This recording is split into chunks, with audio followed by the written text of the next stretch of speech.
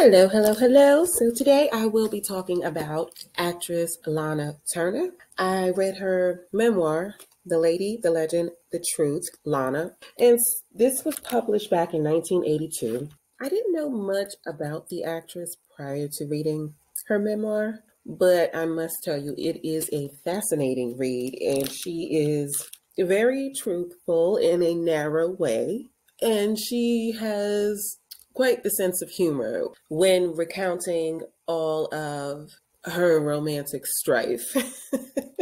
So, Lana Turner was born on February 8th, 1921, as Julia Jade Mildred Frances Turner in Wallace, Idaho. She notes in her memoir that the press never got her date of birth right. Apparently, some papers were saying she was born in 1920 and some were saying 1921, but she makes it clear she was born February 8th, 1921. She became a teen actress in 1936 when she was spotted at a soda fountain in Los Angeles. A guy by the name of Mr. Wilkerson expressed interest. They were introduced. She gave him her nickname, Judy Turner, in case he turned out to be a creep. He asked her if she would be interested in doing movies, and the rest is history. Throughout the 1930s, she became known as the Sweater Girl for her voluptuous figure. Some of her box office successes were The Postman Always Rings Twice in 1946, The Bad and the Beautiful in 1952, and Imitation of Life, 1959. Although she received critical acclaim for her roles and directors agreed she had talent, she never won an Oscar in her career. She was only nominated once for lead actress in the 1957 Peyton Place, but she lost out to Joanne Woodward for the 1957 film The Three Faces of Eve. And I was surprised to learn she never even got the consolation prize, the Lifetime Award, when they don't acknowledge you throughout your career. I was surprised they never did that for her. You might attribute her personal life to why she was shunned out of prestigious awards given the era, and she was a female, with Hollywood forcing actresses to sign moral clauses and all if they wanted a movie contract. And at that time, when she was in films, the studios basically owned the actors and actresses. And now let's count the husbands and lovers in between for Miss Lana Turner. Hello, my name is Tamika, and whether you stumbled upon Junkie for a Story or are here by intention, thank you for stopping by. I hope you enjoyed this video, and if so, please give it a like and subscribe by the end, and don't forget to hit the bell for notifications so you won't miss out whenever I release new videos. Also, I will put a link in the description if you want to get more information on the book that I will be referring to in this video, The Lady, the Legend, the Truth, Lana by Lana Turner. And now, on to the video. I would like to go over content warnings. In this episode, I will cover topics that involve abortion, miscarriage, stillbirth, child endangerment, domestic violence, attempted suicide, and a homicide. So we're going to start with Miss Turner's first boyfriend, or so she thought he was. His name was Greg Butzer. I'm not sure how he pronounced it, Butzer, but he was a lawyer in the industry and had connections. Sounds like he had a reputation of being a ladies' man, and no one could really tie him down. But Lana, she was considerably younger than him, and she fell hard for him. But he did remain a bachelor for years, though he did give Lana Turner a promise ring that did what promise rings do: confused her and solidified his immaturity. She went on believing that they were in a serious relationship, even though he was running around town with other women. Then Joan Crawford, who took it upon herself to have a heart-to-heart with Lana Turner.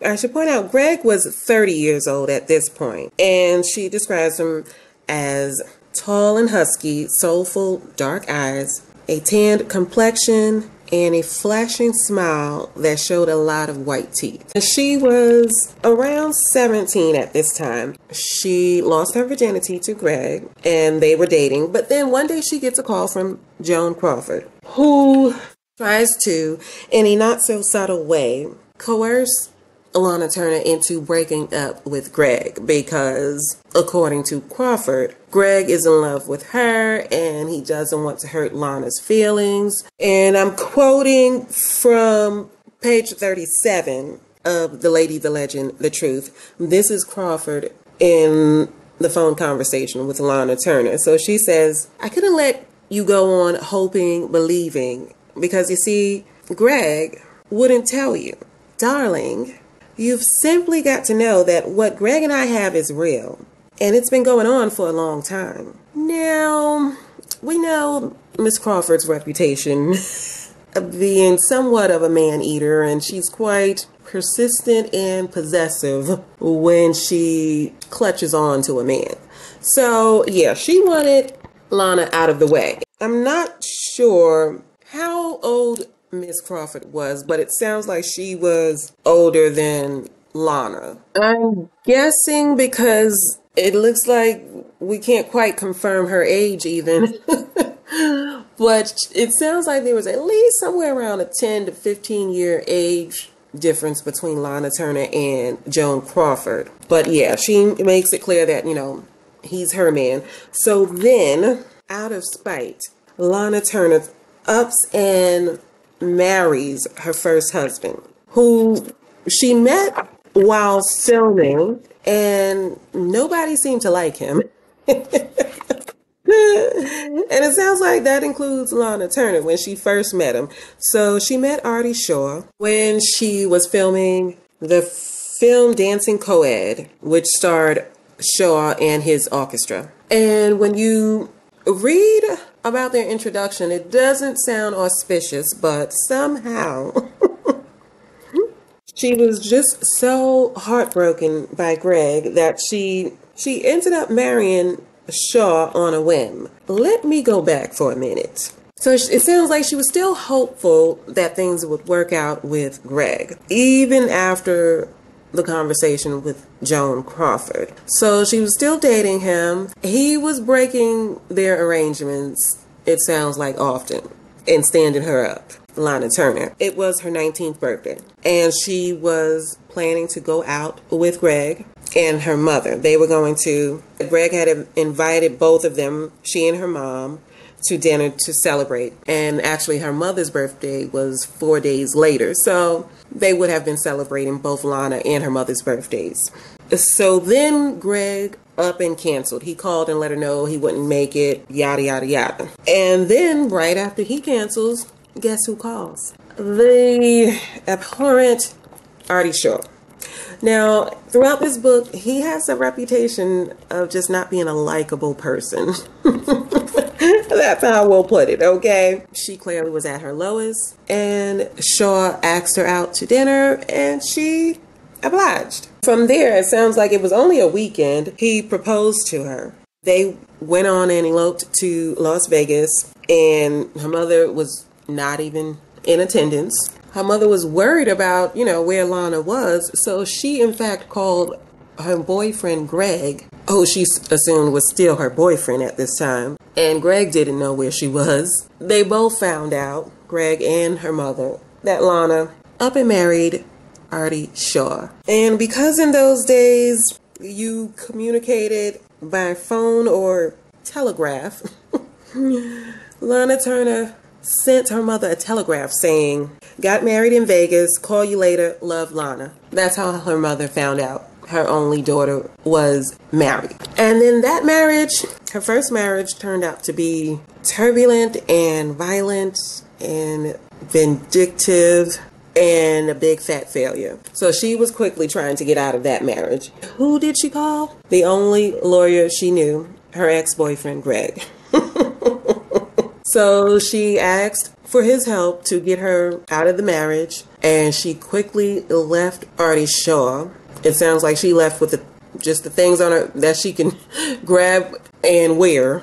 And she just moved back in with her mom, and that was the first marriage. Now, they went through a tumultuous divorce. It was not amicable at all. Artie Shaw would not, well, first he didn't want to, when she went back to get her larger belongings, he wouldn't give her the wedding gifts. One of the gifts was a grand piano that her mom bought the married couple, and he would not allow her to get it.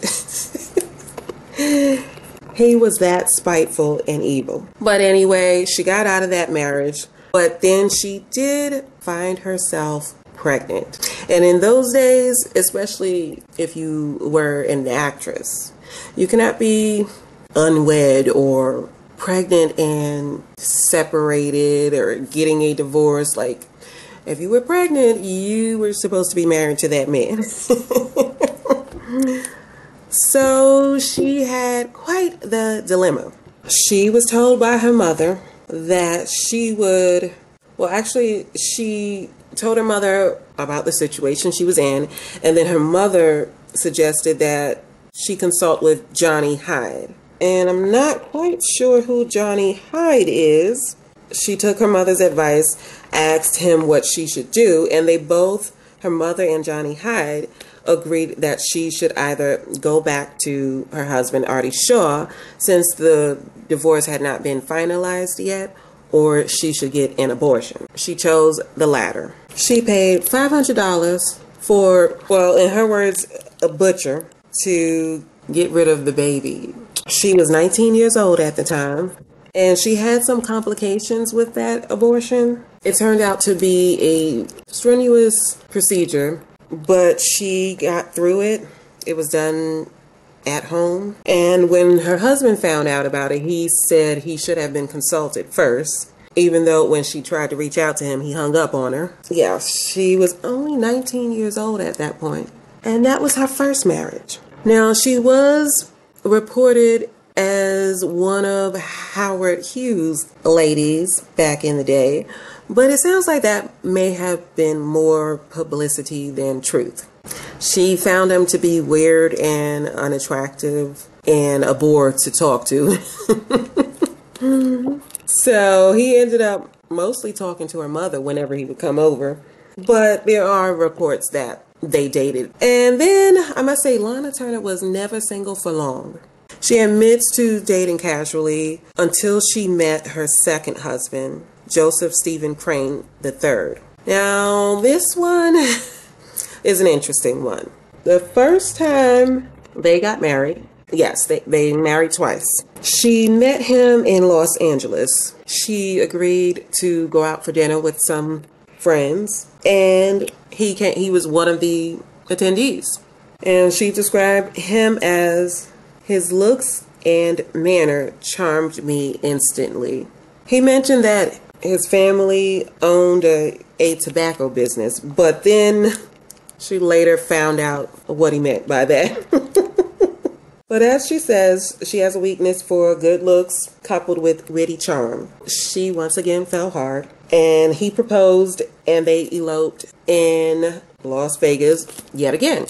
But then she found out that he was not yet officially divorced from his wife. They filed for divorce, but there was a 1-year cooling period, so neither one of them could marry until that 1 year had expired. His marriage to Lana Turner happened before that year was up, so their marriage was, by the courts, considered invalid. So when she found this out, of course, she was enraged, and her second husband tried to calm her down and reason with her and say they can get married again. But yeah, she obviously was pissed off by this. And at that time, she found out she was pregnant. So she was in the same dilemma that she had in the first marriage. She was pregnant with her husband's child, but the marriage was invalid. So if she were to have the baby, it would be a scandal. And Crane's wife would definitely go to the papers to make aware that their Lana Turner and Crane's marriage was not legitimate. She was definitely making noise. Yeah, when you read her memoir, you learn that Lana Turner, she made the same mistakes often. I won't even say twice. She made them often. So she separated from Crane. And I should point out, Stephen Crane did want to be married to Lana Turner. So he kept calling. He was persistent and trying to get back with her. And she finally caved in because she didn't want to have another abortion. And she wanted the child to have their father in their life, which is the right thing to do, obviously. On Valentine's Day, 1943, they drove down to Tijuana, as she says, just over the border billboards advertising marriage and divorce services. And they just grabbed some guy off the street to serve as witness, and they got married. But their marriage soon experienced some difficulties. So at this point, Lana Turner was a successful actress in Hollywood. She was making good money. And Joe Crane, he was in the Army. Due to his health, he was, I don't know if he was on reserve or what, but he wasn't steadily employed. So she was the breadwinner in the household, and she had to work steadily to keep their lifestyle afloat. And he enjoyed the spoils that came with being married to a Hollywood actress. After a while, Turner was grown resentful that her husband wasn't bringing in a wage and helping with the household bills. And so that marriage, the second time, led to divorce. The first marriage was after he proposed to her just 3 weeks of dating, and they eloped to Vegas. Then Turner was granted an annulment because of the situation with the waiting period with his current wife. And then she remarried him on Valentine's Day in 1943 in Tijuana the second time. And then in April 1944, she was granted a divorce. And then there was actor Tyrone Power. Now, he sounds like he was maybe the love of her life. I mean, they never married, but she fell hard for him. But yet again, he was married, I think, in this romance. It's hard to keep up with who's married and who's not when discussing Lana Turner. He was a successful actor working for Fox Studios, and then she was at MGM. And Turner suspected that the studios did not want their union to last. I'm guessing from the way she explains it that it's because they were two headlining stars.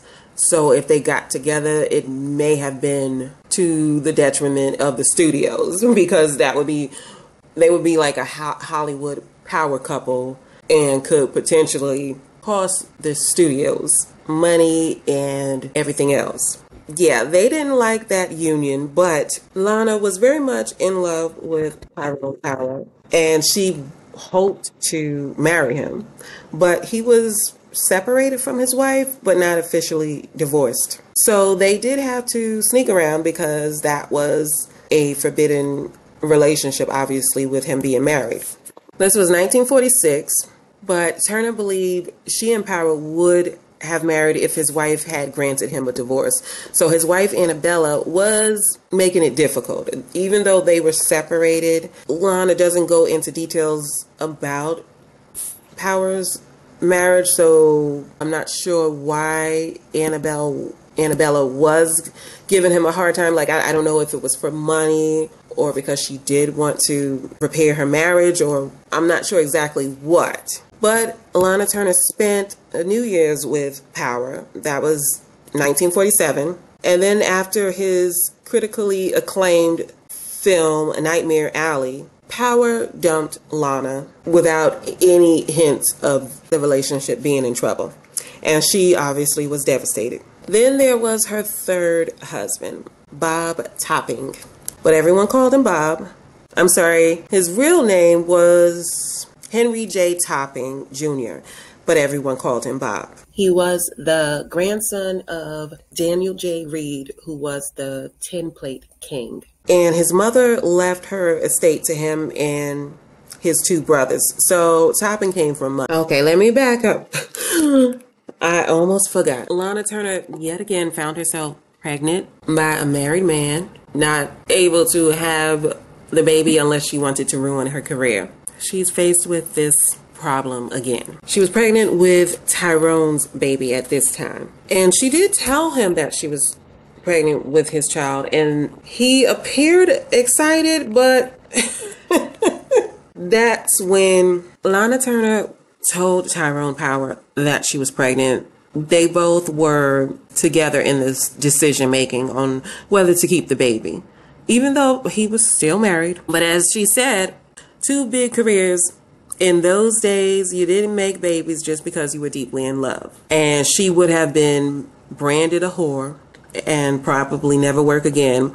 Tyrone Power wouldn't be received as harshly as Turner, but it wouldn't be a good look, is the bottom line. So Power suggested that she visit this woman who he trusted. She was the wife of a powerful film executive, and he said, whatever she says, they were going to abide by that. And they had this agreement. Lana was going to meet the wife of the film executive, and whatever she said, because Howard was going away to film. So he was getting on a plane to go wherever he was going, somewhere. He was leaving for Europe. So she would have to tell him whatever the answer was over the phone. And they had this agreement that Lana Turner would say, so keep in mind that this is the 1940s, and they were worried about overseas operators listening because they would have to transfer the call. Once she calls in, she lets them know who she wants to speak to.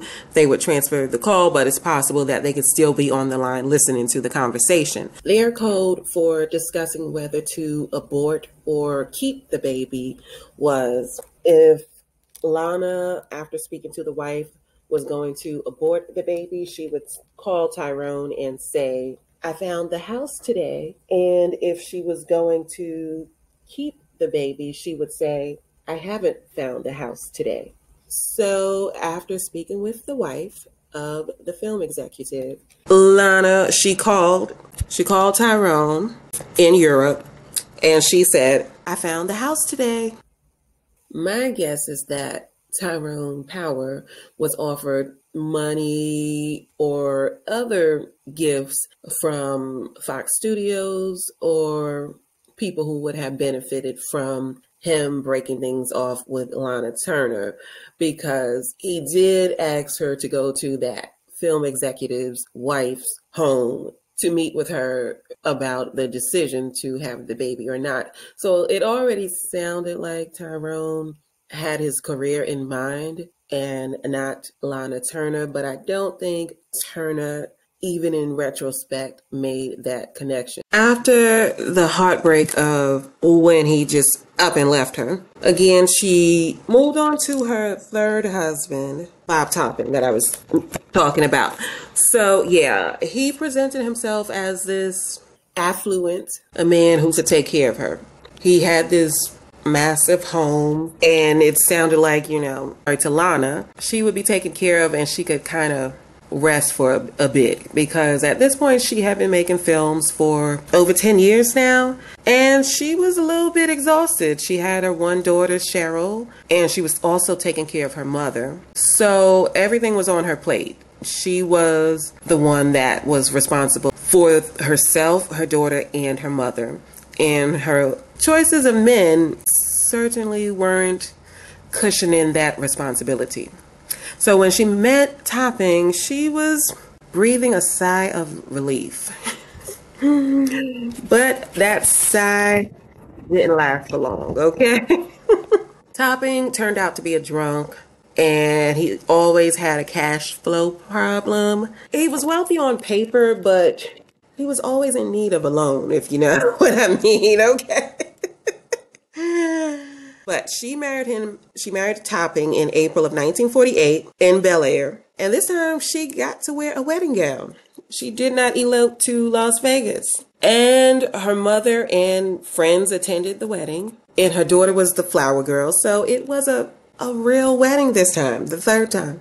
So he once again was married to his. Oh, let me go over Topping's marriage history, which Lana Turner covered in one paragraph. So she says he had a history of marrying quickly. First wife at 21, Topping was 21.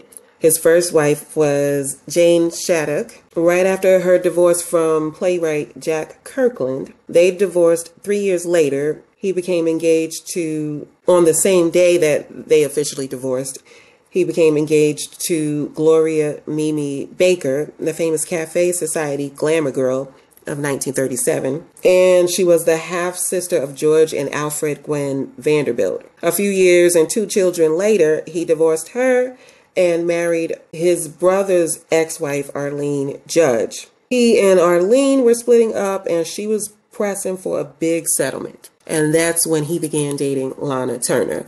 So yeah, he was in the middle of divorcing his third wife when he was pressing Lana Turner to marry him. She saw this as a great opportunity. She really thought she lucked out with this one, because she finally met a man with his own money who could take care of her if she wanted to just get out of the movie business. But that never happens. So in their marriage, again, he was a drunk. He was a Nepo baby who lacked ambition. He didn't have to work for anything, and so he didn't. He mostly sat around, drank a lot, gambled a lot, made bad investments. He made a lot of bad choices. And during their marriage, Lana Turner suffered 2 stillbirths due to her RH factor condition. She found herself not only benefiting from his poor decisions, but she ended up putting the down payment on the home that they lived in, which was $34,500. So she thought she was just going to be taken care of, and he was always buying her these lavish gifts and expensive jewelry, and they argued over the house and jewels. In the end, she got the house and he got the jewels, but she found out that she was paying for the jewels. So every time he was buying her all these expensive gifts, she thought, oh, how nice of him. But actually, it was coming from her bank account. So how nice of her. After much fighting about the money and the houses, the cars, the jewelry, she officially divorced Topping in 1952. Her funny mother said to her about their marriage, "Darling, you'll have to face it. You just can't afford to keep a millionaire." Yeah, she went broke trying to keep a millionaire. And we're just going to do a midpoint check, okay? This is not quite the midpoint, but, give or take a few men. So at this point, Lana Turner is 31. She has 1 child, had 2 abortions, 2 stillbirths, and 3 romances with married men. In the midst of the divorce proceedings, she had a breakdown. When she learned that Topping was planning to sue for legal separation, she attempted suicide, but it was kept out of the papers. Well, it wasn't kept out of the papers. She denied it publicly, so it never was confirmed at the time, but she did admit to that in her memoir.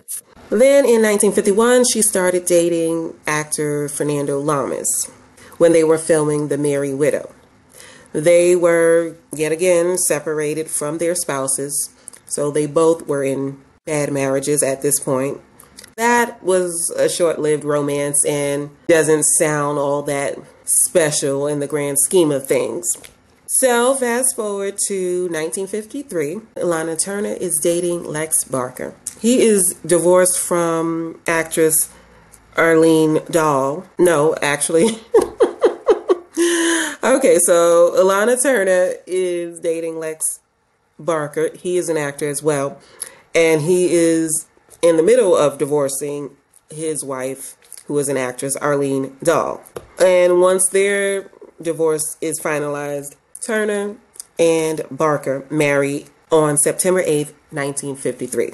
To not attract paparazzi, they got married in the town hall, and Lana Turner hid under a rug on the floorboard of Lex's car as they drove to the town hall. And it was quite a bumpy ride for Turner, okay? But the paparazzi were, to no one's surprise, waiting for them when they arrived. And her dress got trampled all over. This was her fourth marriage. Well, actually her fifth marriage, if you count the Crane situation. So this was her fifth marriage, but her fourth husband. They had a second wedding in California because actually they got married the first time in Italy, and then they came back to California and did it a second time just in case the validity of the marriage wouldn't be accepted in the States. And then she found herself pregnant with Lex's baby in 1956. And she was a little bit concerned because of her Rh factor, which is a type of protein found on the outside of red blood cells. So she was assured by her doctor that because of Lex's blood type, she had a low risk of miscarriage. But given her history, she was, a little bit concerned. And unfortunately, at 7 months pregnant, she delivered another stillborn baby girl. And then there was trouble in the marriage. So Lex Barker turned out to be yet another drunk and philanderer. He was known for stepping outside of the marriage. And she didn't want to believe it at first, but finally the whispers were growing too loud, and in 1957, Lana asked him to leave. At that time, her career was thriving, and Lex Barker, his film career was on the decline. So he was considering returning to Italy for better film opportunities. It was at this time that Lana started to see the effects that her romantic life was having on her daughter, Cheryl. Having too many men come in and out of her life, and they weren't there for long. Some were playing daddy, some weren't, but it was having a negative impact on the young girl. She was starting to run away from home and acting up in school. And then Lana, she spoke with Cheryl's father about the situation. And then they met with some people to get advice. And then they agreed to send her off to school they sent her away to a school on the East Coast, away from Hollywood. And it seemed that it was a good decision. And then there is the mafia romance. So it's April 1957. Turner is officially divorced from Lex Barker, and she is being aggressively seduced by a man who introduced himself as John Steele in 1957. She later learned his real name was John Stompanato, and he was an associate of mobster Mickey Cohen. So John began calling her when she was filming The Lady Takes a Flyer at Universal.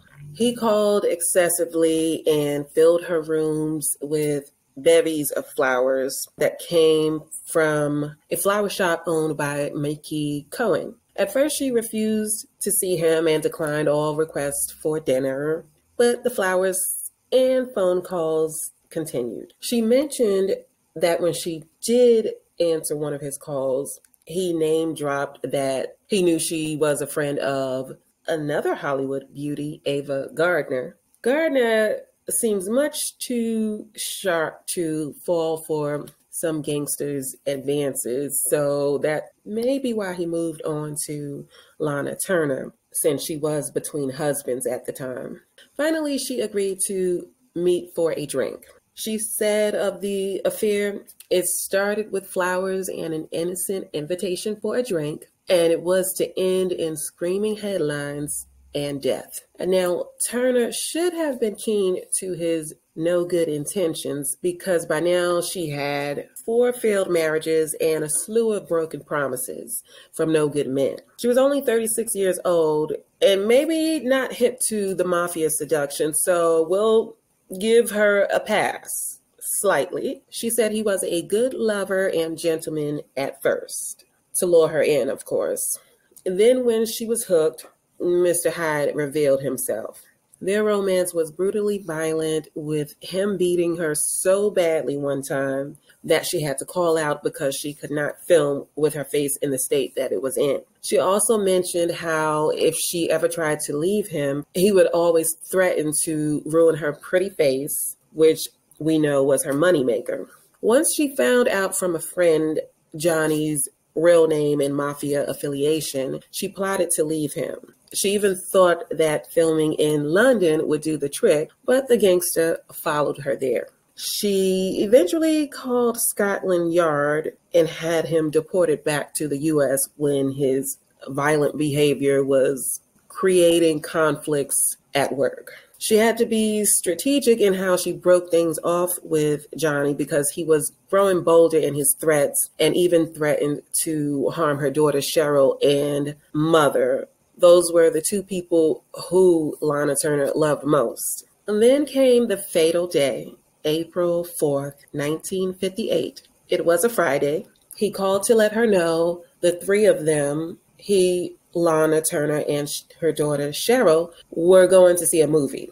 Johnny had a good relationship with her daughter and was usually on his best behavior in Cheryl's presence. So when he arrived at Turner's home, it's surprising that he was in a mood. Turner was trying to remain calm because Cheryl was at home, but Johnny's rants grew louder as he followed her into the kitchen. The altercation grew so loud that a worried Cheryl, who was a teenager at the time, entered the kitchen to defend her mom and asked what happened. Johnny came towards Cheryl in a threatening manner, but didn't notice the knife she had in her hand. She struck him, and Lana said Johnny was going to punch Cheryl, but clearly he was the one who should have feared for his life.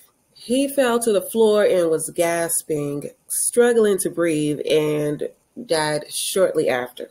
Turner, in the midst of this chaos, couldn't remember a single phone number. Eventually, when her mother's phone number came back to her mind, she called her mother, got her doctor's phone number, asked the doctor to come over right away, which he did. But the gangster was already dead. There was a mob of police and paparazzi and everybody else outside of her home. Turner and her daughter were taken to the police station to give statements, but Cheryl had to be taken into custody. There was a trial, and a jury took 25 minutes to reach a verdict of justifiable homicide. Turner later found out from the coroner's report that John had a serious kidney ailment and would have only lived just a few months longer anyway. I don't know the name Mickey Cohen except in this memoir, but I believe his intention was to have John Stompanato seduce the blonde bombshell as a way to infiltrate Hollywood. And Turner was an easier target than other leading ladies because she always fell hard and fast. Then when it was too late, she found out the consequences. I can only imagine the guilt she suffered for the rest of her life, knowing she endangered her family and put her daughter in a homicidal situation. She quickly went back to work after all of that. Her finances were bleak and she desperately needed to get back to work. And her career bounced back after that scandal. Although maybe it was because of it, because she stayed in the papers. And so with her career thriving, she at this time began dating Fred May. He owned a ranch and had his own business, but he wasn't a wealthy man, but he wasn't doing bad. Nonetheless, she liked the way he chose to live his life. It sounds like a quiet man, and he took care of his horses, cleaned the stables, did grounds work, and she liked that quiet domestic life. So she joined him in it. And then they got married in 1960, but the marital bliss was short-lived, as it tends to be with Lana Turner. trouble came a-knocking when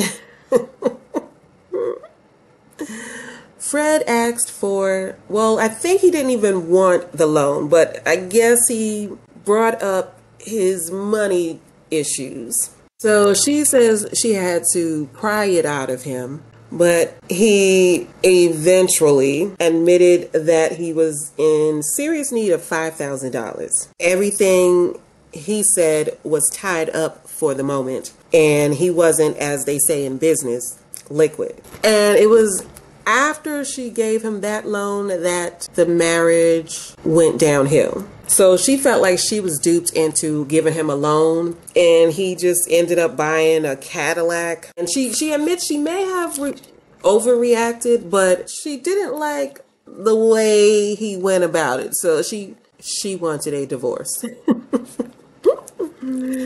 She felt like that move was conniving and she couldn't trust him anymore.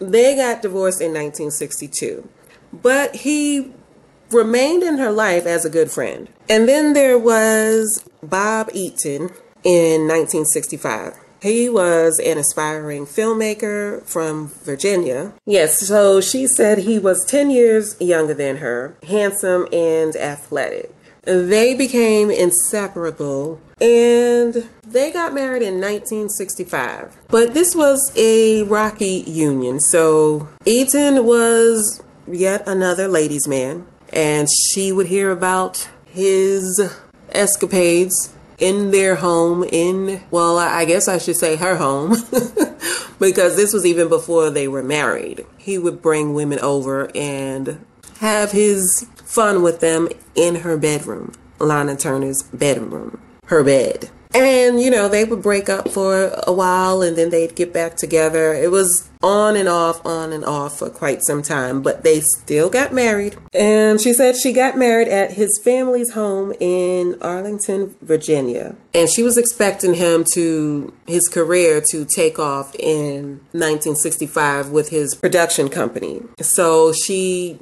rented out an office for him and helped him try to get his business off the ground. She even gave him an allowance of $2,500 a month. Upon reflection, she says about her marriage to Eaton, while we were on the Riviera, his job on the production had left him time to whoop it up with some new female chums. His earlier infidelities had weakened our bond, and now it finally snapped. In 1969, she was divorced from Robert Eaton. And then there is her final husband, whose name, as he presented himself, was Ronald Dante. His real name, she learned, was Ronald Peller, another fake identity. So she met him in the same year that she divorced Eaton, and they married in the same year. And so he presented himself as a doctor, but she wasn't sure what kind of doctor. And she learned that he was a nightclub hypnotist. She said he had a persuasive voice and strange, compelling eyes. And even her friends thought maybe he had hypnotized her. And then after one too many days of being alone, she agreed to marry him. So they wed in, you guessed it, Las Vegas. She seems to not have known much about him. So he claimed that he was brought up in Singapore and had a doctorate in psychology. But then she started noticing that he was a pathological liar. She couldn't believe anything he said, and she really didn't know who her husband was. But sometime later, his previous wives alleged that he had hypnotized them and bilked them out of their savings. In one of the cases, the judge annulled the marriage, and the ex-wife was granted a monetary reward for the money that he stole. But she found that out after the fact, Lana Turner. So anyway, one day, and she learns that Dante had stopped off at the Security Pacific National Bank to withdraw a number of cashier's checks in the amount of $35,000.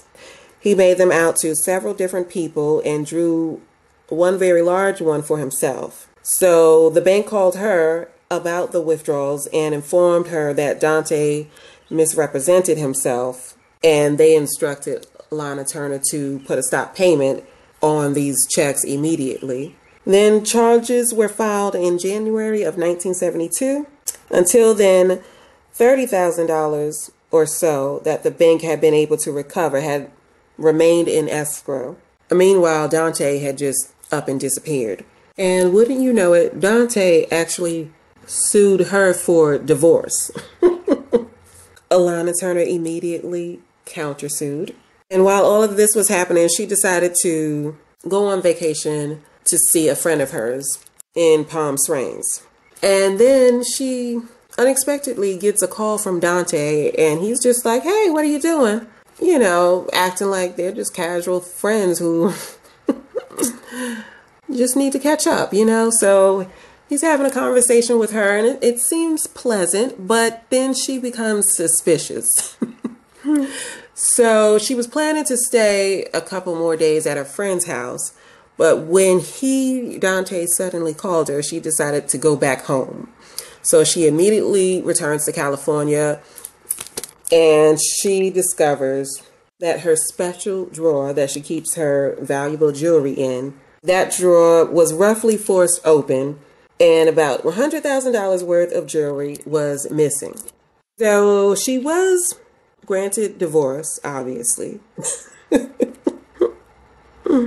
Her attorney was presented with a document showing that she would have to pay Dante $200,000 tax-free if they were to divorce. The paper was dated October 1st, 1969.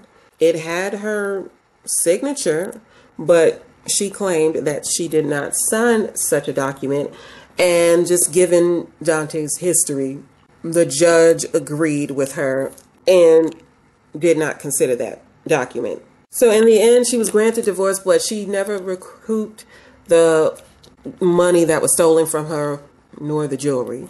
And that was Miss Turner's final marriage. And I guess she learned her lesson, you know. It took her some years, okay? I mean, some would call her hard-headed, but we're talking 30 so years to catch on. And she passed away from throat cancer in June of 1995. She was 74. So for the next over 20 years, she probably had some romances, but she did not get married again. And to that I say, amen. Well, that does it for Lana Turner's messy love life. I would recommend you give her memoir a read. It is fascinating. It's a very quick read. I mean, like some chapters, there's like 3 or so men she's talking about. 2 husbands, 1 lover. I mean, it just goes so fast. You really got to write stuff down with her because she moves on quick, okay? But yeah, I would recommend this. And if you like this video, give it a like, comment, subscribe if you choose. And let me know what you think of Miss Lana Turner and her 8 marriages. Now, we don't really see that too much in this day and age, but, well, it wasn't even common in her day, so I can't really say that. But, although, I mean, I could say Jennifer Lopez probably is leading up to a Lana Turner story, without the violence, I should say. But she's had some marriages and loves. Or what, Kaylee Cuoco? Or yeah, I think she's been married 3 or so times. So yeah, we got some that's, you know, she's still in her 30s or 40s. But yeah, so she might be up there. Give her another decade, okay? But anyway, those are my thoughts on Lana Turner and her 8 marriages and loves in between. Thank you for watching and listening, and I will catch you in the next one. Bye.